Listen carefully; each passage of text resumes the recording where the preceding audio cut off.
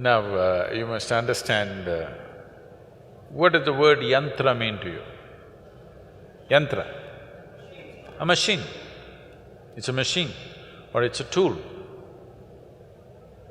The power of the tool is what has rendered the human being to become dominant on this planet.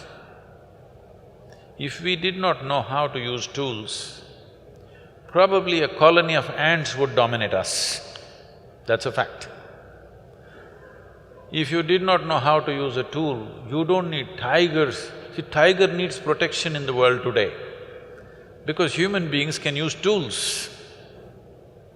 Always the imagery that people are trying to create is a tiger means that's it. But tiger needs to be saved from these puny human beings because they can use tools. The tiger cannot use tools or does not know how to use tools. So it's the tools or the machines that we built which has made us who we are. And what is this type of machines we have built? Every machine that we have built is only an extension of the existing faculties that we already have. Because I can speak, there is a microphone, there is a telephone. Because we can see, there is a microscope, there is a telescope. Because we can walk, we came up with a bicycle and every other form of locomotion. Suppose we were made like trees, rooted in one place, would we make bicycles, I'm asking? Everything that we have done, every tool, every machine that we have created is only an extension of what we already can do. What you cannot see from here, you use a telescope and you're able to see something far away. Without the tool, you would not be capable of doing it.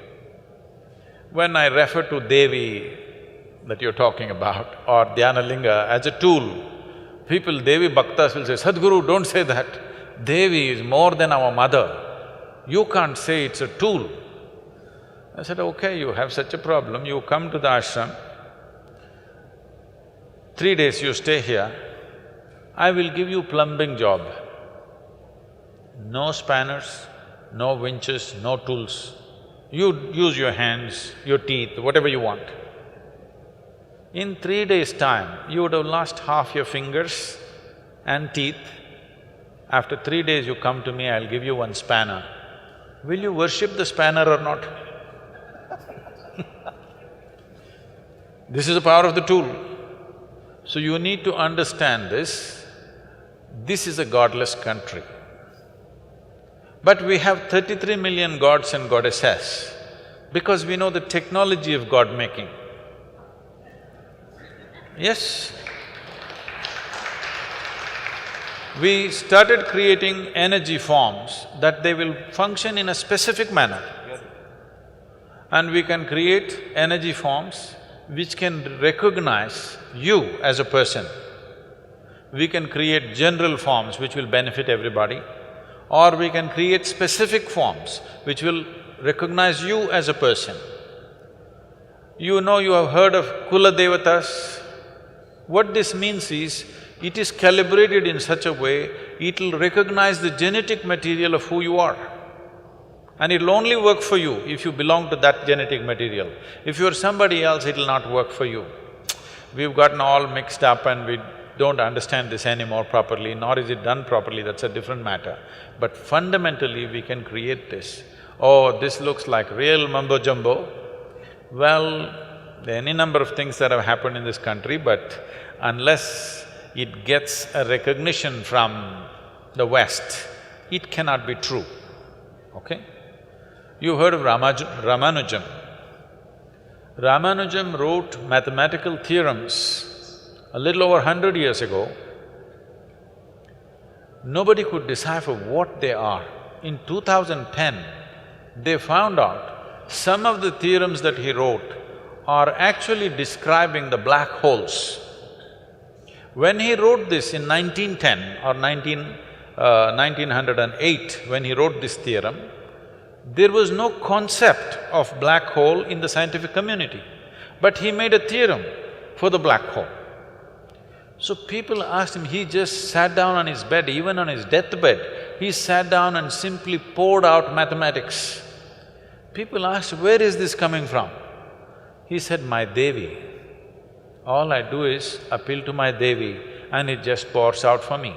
What these deities are, if they're properly consecrated, if the necessary science has gone into it, is they are windows to the existence. You can open up a certain window and access the cosmos in different dimensions.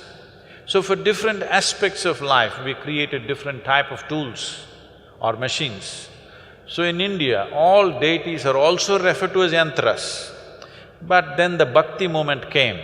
When the bhakti movement came, a bhakta or a devotee does not care for science.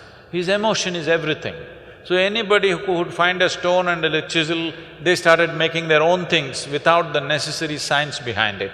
So the entire thing got skewed very badly because of the bhakti movement, because that's a different kind of movement. Otherwise, then this entire process is a very profound science. It's not just you, there are thousands of people, those who have these avigna yantras in their homes and offices. If you listen to their stories, you won't believe things that are happening to them, because this is a powerful tool, you just have to learn to use it. If you learn to use it, it functions phenomenally well. The best thing that you can do is you transform this itself like that, but this will need some work. If you're willing to work, we can consecrate you.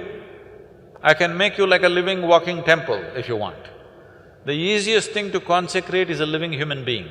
But the problem with the human beings is every 2 minutes they will take a U-turn. So we are choosing stones and other material who are more reliable than you.